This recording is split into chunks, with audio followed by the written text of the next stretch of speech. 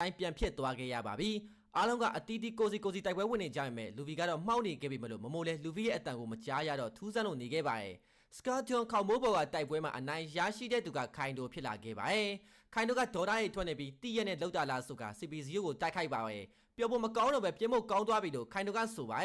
်လူဗီကသူနောက်ဆုံးမှဂျာနဲ့တင်မရရင်သူ့ရဲ့အရှုံးလို့ပြောခဲ့တာကိုခိုင်တိုကပြန်တွေးရင်တကယ်ကိုပြင်းဖို့ကောင်းတယ်ဆိုကအတော်လေးကိုပေါက်ကွဲနေပါတော့ရဲ့ခေါ်မဆူကလည်းပြိုကျနေတဲ့မျက်နှာချက်ကိုကြည့်ရင်ရဲလိုက်ထဲမှာအသက်ရှင်နေတဲ့သူအများကြီးရှိနေတာမလို့အားလုံးအသက်ရှင်လေးရပြန်ကြမယ်လို့ဆိုပါတယ်ဒီနေရာကလေပေါ်မှာမဟုတ်လို့ဒီမီးတွေကိုညှိနှိုင်းမှလည်းမဟုတ်ပဲအားလုံးကိုထွက်ပြေးဖို့ပြောနေတော့ခိုင်တိုက blast beat ကိုတုံးလိုက်ပါတော့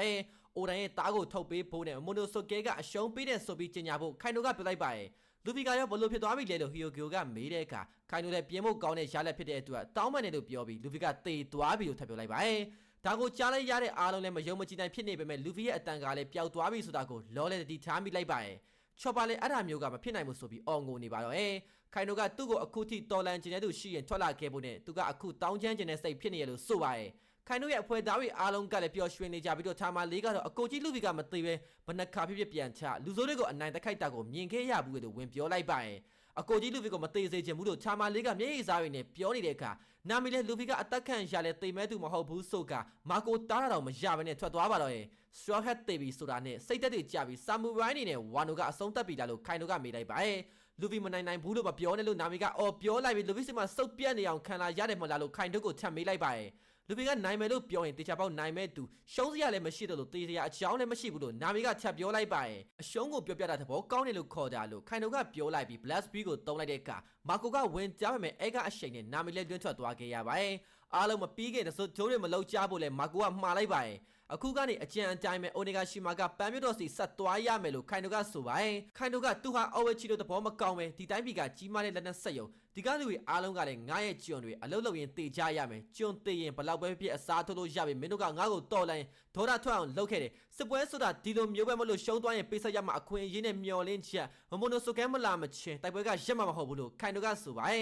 ်ဝါလို့တိုင်းပြည်ကခလေးကနေနောက်မျိုးဆက်အထိမျောလင်းချက်မဲ့မယ်တိုက်ပွဲရှုံးတဲ့ရလက်ကိုလက်ခံကြလို့ခိုင်တို့ကပြောလိုက်ပါတယ်ခိုင်တို့ရဲ့လူတွေကလည်းလောနဲ့ကစ်ရဲ့ခေါင်းကိုရှူဖို့လှုပ်ကြတဲ့အခါအဖွဲသားတွေကဝင်ကြားပါတော့ခိုင်ဝါတို့ကလည်းခိုင်တို့ကိုမြင်လိုက်ရတာမလို့ကူဖို့သွားပါတော့တစ်ဖက်ကကစ်တို့ကလည်းအရှုံးပေးတာကောပြန်မတိုက်ခိုက်ပဲကောမနေနိုင်လို့သူတိုက်ခိုက်မယ်လို့ဆိုပါတယ်တစ်ဖက်ကမမိုကလည်းလူဗီတောင်မနိုင်တဲ့သူကိုသူတို့ဘလို့လုံးနိုင်တော့မှလဲလို့ယာမာတိုကိုပြောနေခဲ့ပါတယ်တီလက်တီတိုက်ခိုက်မယ်ဆိုတဲ့စိတ်တက်ကဆာမူရိုင်းစိတ်တက်မလားငါတို့အပြင်ဘသူကလှုပ်ကြမှလဲလို့ယာမာတိုကလည်းဆိုပါတယ်ဒါပေမဲ့မမိုကတော့လူဗီကရှုံးသွားပြီဆိုတာနဲ့အရှုံးပေးဖို့ပဲရှိရလို့ပြောတဲ့အခါယာမာတိုကတော့အဲ့လိုလှုပ်ခွင့်မပေးနိုင်လို့အရှုံးပေးတာကအသက်ကိုကယ်တင်နိုင်မယ်လို့လည်းမထင်ဘူးလို့ဆိုပါတယ်အော်ချီကိုမတော်လန်နိုင်မဲ့တေသွားခဲ့ရတဲ့ဒိုင်မျိုးတွေရဲ့ဆန္ဒကရောအတူတူပဲဒီတိုက်ပွဲကဝါနိုတိုင်းပြည်ရဲ့အနှစ်20ကိုတည်ပိုးနေတာပဲလို့ယာမာတိုကပြောလိုက်ပြီးဒီမှာလက်လျှော့ရမယ်အစားအတူတူတေကြမယ်လို့ဆိုပါတယ်တစ်ဖက်ကခိုင်နိုကလည်း blast beat နဲ့ပြစ်ခတ်နေပြီးဟီယိုဂိုကလည်းလူဗီပြခဲ့တဲ့ဝါနိုရဲ့အနာဂတ်ကိုသူအခုထိလက်မလျှော့နိုင်ဘူးလို့ပြောနေခဲ့ပါတယ်လောနဲ့ကစ်တိုကလည်းအင်အားမကျန်တော့ပေမဲ့အစွမ်းကုန်ပြန်ခုခံနေခဲ့ကြပါတယ်နာမီကတော့လူဗီတရဲ့ဆိုတာကိုလုံးဝလက်မခံနိုင်ပဲဒီတစ်ခါလဲပေးထားတဲ့ခတိကိုတီးဖို့ပြောနေခဲ့ပါတယ်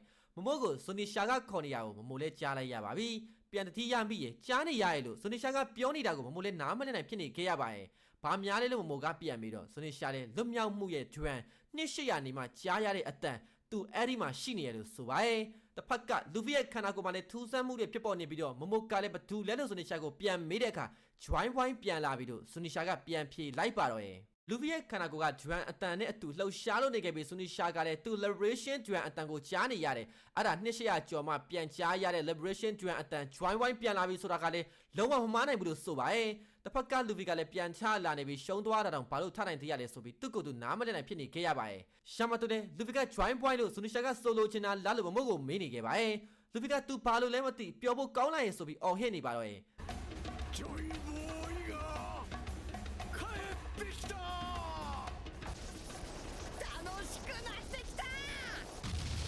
့ဖက်ကစန်ဂျီကလည်းပြန်တတိရလာနဲ့လူဗီကိုတမ်းမိပါတော့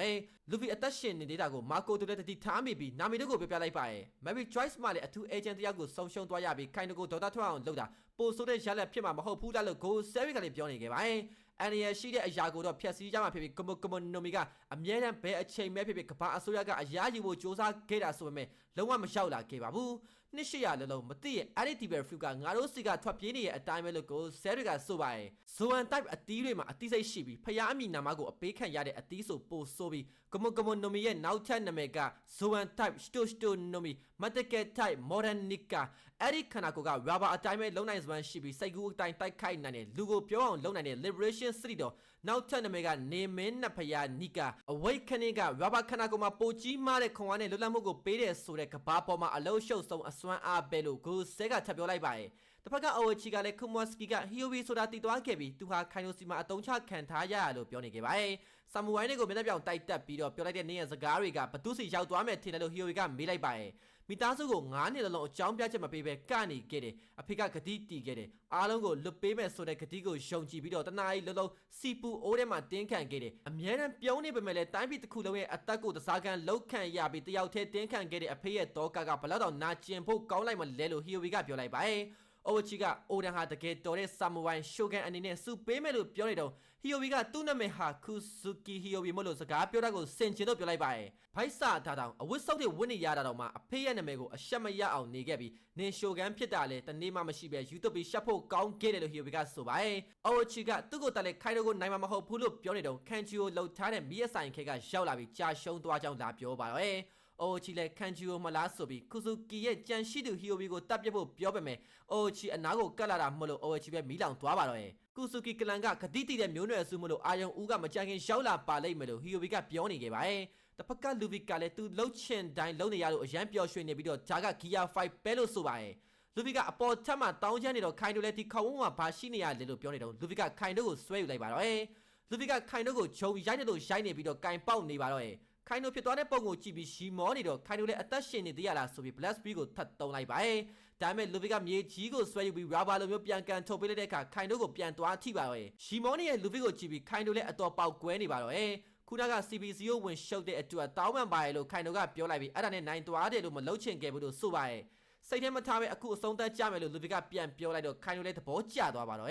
ခိုင်တို့ကလူဘီကိုတေချာကြည့်ပြီး rubber ကပတ်ဝန်းကျင်ကိုပါတက်ရောက်နေပြီမလို့ Paramecia type ရဲ့ awaken ဖြစ်နေတဲ့ပုံဆိုပေမဲ့အဲ့လိုပုံပြောင်းနေရကဇိုန်တိုက်ပုံစံမျိုးနည်းနည်းထူးဆန်းနေလို့ဆိုပါရဲ့ကမွန်နိုမီကဘလို့ဖြစ်တာလဲလို့ခိုင်တို့ကချက်ပြောလိုက်ပြီးလူဘီကိုဝါမျိုးလိုက်ပါရဲ့လူဘီကခိုင်တို့ရဲ့ပါဇက်ကိုအတင်းဆွဲပြဲနေပေမဲ့ခိုင်တို့ကတော့မျိုးချလိုက်ပါတော့ဒါပေမဲ့လူဘီကတော့ခိုင်တို့ရဲ့ဖိုက်ထဲမှာတောင်းကျမ်းနေတဲ့ကခိုင်တို့လည်းဘာမှလုံးမရဖြစ်နေပါတော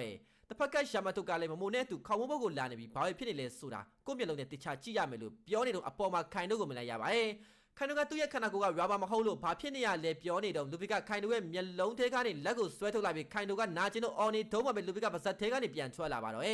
ရှာမတုတို့လည်းတခြားကြည့်ရင်လူဘီကိုလှမ်းမြင်လိုက်ရပါပြီလူဘီကဂျိုင်းယန်ကိုတုံးနေတော့ခိုင်တို့ကြိုက်တာခံရပါတော့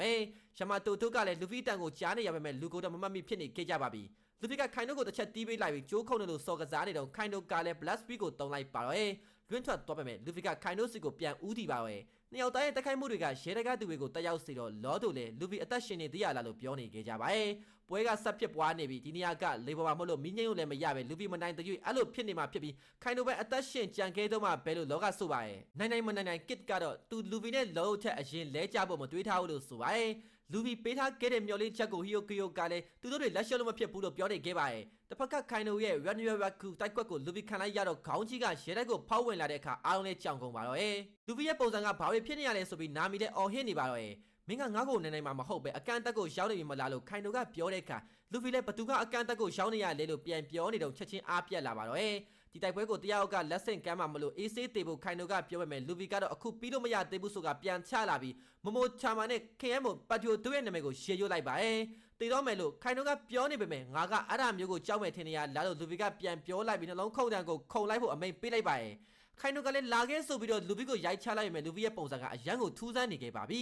ဖြူလာတဲ့အခါတိုင်း Color Amscore Color Out the Spring Kim ရောတော်မီပတ်ဝန်းကျင်ကိုအစွမ်းကတက်ရောက်တယ်ဒီလိုလွတ်လပ်တဲ့တိုက်ခိုက်ပုံမျိုးကိုမမြင်ဘူးလို့ခိုင်တို့လည်းတွေးစရာဖြစ်နေခဲ့ပါတယ်လူဘီကခေါင်းနာဘလို့ကိုတောင်းလိုက်ပြီးအမြန်နှုံးနေတဲ့ခိုင်တို့ကိုတိုက်ခိုက်ပါတော့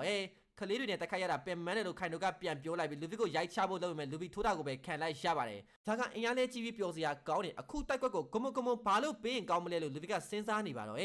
မင်းကဘသူလဲလို့ခိုင်တို့ကမေးတဲ့အခါငါပါဘဲလို့လူဘီကပြန်ဖြေလိုက်ပါ ဒီအတန်က join point ရဲ့အတန်မို့လို့မသိရင်မင်းအဲ့ဒီမှာရှိနေတယ်လို့ပဲကန်တရားကိုမခံစားပဲမနေနိုင်လို့သူ့ကိုအာမကိုပဲလည်းမနေနိုင်ဘူးလို့ဆူနီရှာကလည်းပြောနေခဲ့ပါတယ်လူဗီကလည်းသူဟာမန်ကီတီလူဗီမင်းကိုကြော်တပြီးပေတတပြဘယင်ကြီးဖြစ်လာမဲ့သူလို့ပြောလိုက်ပါတော့ရဲ့ဂျာရီကတော့ One Piece အပိုင်း289ဖြစ်ပြီးတော့အပိုင်း280ကိုစတင်မိနိုင်မှုအတွက်လိုက်လေးတယောက်ချက်စီ